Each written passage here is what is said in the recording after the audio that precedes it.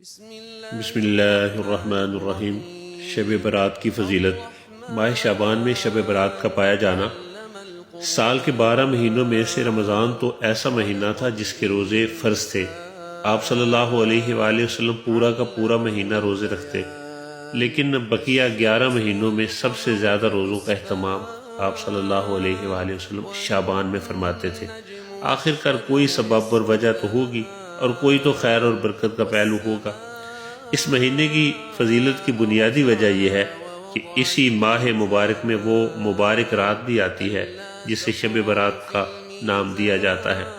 امام بہقی شعب الایمان میں حضرت عائشہ صدیقہ رضی اللہ تعالیٰ عنہا سے روایت کرتے ہیں کہ حضور صلی اللہ علیہ وآلہ وسلم نے فرمایا، جبرائیل علیہ السلام میرے پاس آئے اور مجھے کہا، یا رسول اللہ صلی اللہ علیہ وآلہ وسلم، یہ رات 15ویں شعبان کی رات ہے، اور اس رات اللہ تعالیٰ قبیلہ کلب کی بکریوں کے بالوں کے برابر لوگوں کو جہنم کی آگ سے آزاد فرماتا ہے۔ یہ شعب الایمان کی حدیث نمبر 3837 ہے۔ اللہ رب العزت نے بعض دنوں کو بعض پر فضیلت دی ہے۔ یوم جمعہ کو ہفتہ کے تمام ایام پر، ماہ رمضان کو تمام مہینوں پر، قبولیت کی سات کو تمام ساتوں پر، لیلۃ القدر کو تمام راتوں پر، اور شب برات کو دیگر راتوں پر۔ احادیث مبارکہ میں اس بابرکت رات کی فضیلت اور خصوصیت بیان کی جاتی ہے، جس سے مسلمانوں کے اندر اتباع و اطاعت اور کثرت عبادت کا ذوق پیدا ہو جاتا ہے۔ شب برات کی وجہ تسمیہ۔ اس فضیلت و بزرگی والی رات کے کئی نام ہیں۔ لیلۃ المبارکہ یعنی برکتوں والی رات، لیلۃ البرات یعنی دوزخ سے آزادی ملنے کی رات، لیلۃ الصق یعنی دستاویز والی رات، لیلۃ الرحمہ یعنی رحمت خاصہ کے نزول کی رات۔ اس رات کا جو نام ہے وہ حضور صلی اللہ علیہ وآلہ وسلم نے خود اس کو یہ نام دیا اس رات کو، کیونکہ اس رات رحمت خداوندی کے طفیل لا تعداد انسان دوزخ سے نجات پاتے ہیں۔ اللہ تعالیٰ کے فرمان، فیہا یفرق کل امر حکیم، یہ سورہ الدخان کی آیت ہے، یعنی اس رات میں ہر حکمت والے کام کا فیصلہ کر دیا جاتا ہے۔ اور اس کی تفسیر میں حضرت اکرمہ رضی اللہ تعالیٰ عنہ سے مروی ہے، فرمایا یہ شعبان کی 15ویں رات ہے، اس میں ایک سال کا حال لکھ دیا جاتا ہے، اور زندوں کا نام مردوں میں بدل دیا جاتا ہے، اور حج کرنے والوں کا نام لکھ دیا جاتا ہے۔ پھر سال بھر اس میں کمی ہوتی ہے، نہ کوئی اضافہ۔ حضرت عبداللہ بن عباس رضی اللہ تعالیٰ عنہ فرماتے ہیں، ایک آدمی لوگوں کے درمیان چل رہا ہوتا ہے، حالانکہ وہ مردوں میں درج کیا ہوا ہوتا ہے۔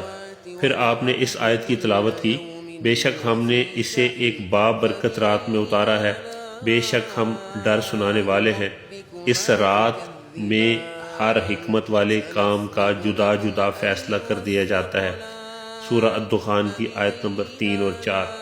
پھر حضرت ابن عباس رضی اللہ تعالی عنہ نے فرمایا، اس رات میں ایک سال سے دوسرے سال تک دنیا کے معاملات کی تقسیم کی جاتی ہے۔ شب برات رحمت خداوندی کے طفیل لا تعداد انسان دوزخ سے نجات پاتے ہیں۔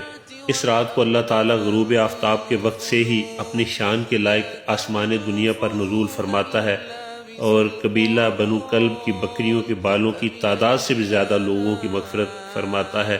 ام المومنین حضرت عائشہ صدیقہ رضی اللہ تعالیٰ عنہ فرماتی ہیں، ایک رات میں نے رسول اللہ صلی اللہ علیہ وآلہ وسلم کو خوابگاہ میں نہ پایا تو میں آپ صلی اللہ علیہ وآلہ وسلم کی تلاش میں نکلی۔ میں نے آپ صلی اللہ علیہ وآلہ وسلم کو جنت البقیع میں مسلمان مردوں، عورتوں اور شہداء کے لیے استغفار کرتے پایا۔ آپ صلی اللہ علیہ وآلہ وسلم نے فرمایا، کیا تجھے خوف ہے کہ اللہ اور اس کا رسول تیرے ساتھ ناانصافی کریں گے؟ میں نے عرض کی، یا رسول اللہ، میں نے سوچا شاید آپ کسی دوسری زوجہ کے ہاں تشریف لے گئے ہیں۔ آپ صلی اللہ علیہ وآلہ وسلم نے فرمایا، اللہ تعالیٰ 15ویں شعبان کی رات کو اپنی شان کے لائق آسمان دنیا پر نزول فرماتا ہے، اور قبیلہ بنو کلب کی بکریوں کے بالوں کی تعداد سے بھی زیادہ لوگوں کی مغفرت فرماتا ہے۔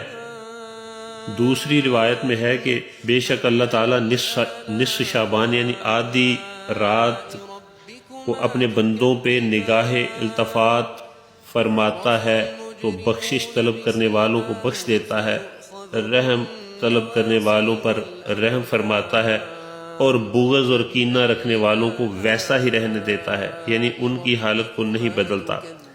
شب برات فیصلوں کی رات ہے۔ اس مبارک مہینہ میں پائی جانے والی اس بابرکت رات کی فضیلت اس حدیث مبارکہ سے بھی معلوم ہوتی ہے۔ حضرت عائشہ صدیقہ رضی اللہ تعالیٰ عنہ سے مروی ہے کہ حضور صلی اللہ علیہ وآلہ وسلم نے ان سے فرمایا، عائشہ تمہیں معلوم ہے کہ شعبان کی 15ویں شب میں کیا ہوتا ہے؟ تو انہوں نے عرض کیا، یا رسول اللہ اس رات میں کیا ہوتا ہے؟ آپ صلی اللہ علیہ وآلہ وسلم نے فرمایا، اس رات سال میں جتنے بھی لوگ پیدا ہونے والے ہیں سب کے نام لکھ دیے جاتے ہیں، اور جتنے لوگ فوت ہونے والے ہیں ان سب کے نام بھی لکھ دیے جاتے ہیں، اور اس رات میں لوگوں کو سارے سال کے اعمال اٹھا لیے جاتے ہیں، اور اسی رات میں لوگوں کی روزی مقرر کی جاتی ہے۔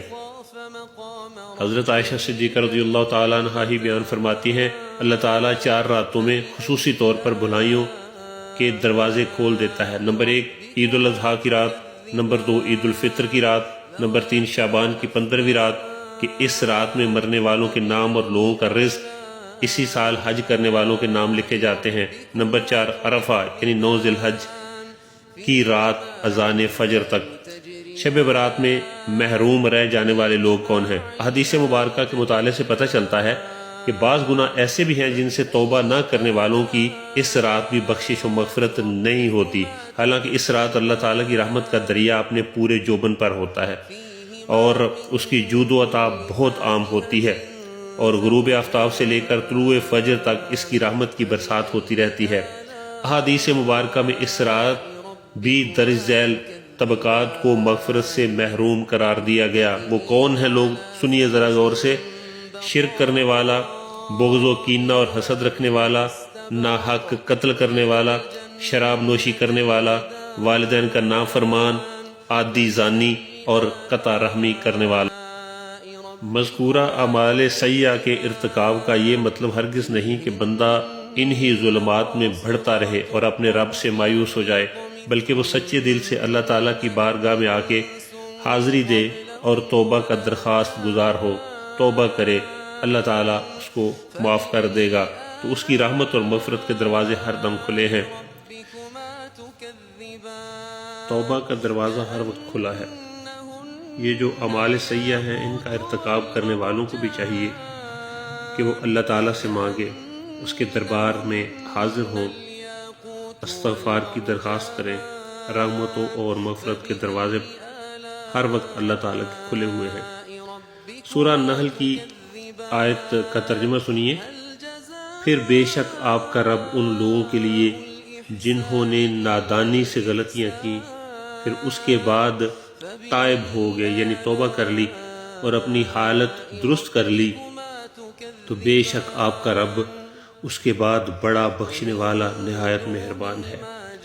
رحمت للعالمین رؤوف الرحیم نبی صلی اللہ علیہ وآلہ وسلم نے تو یہاں تک سچے دل سے توبہ کرنے والے بندے کو امید دلائی۔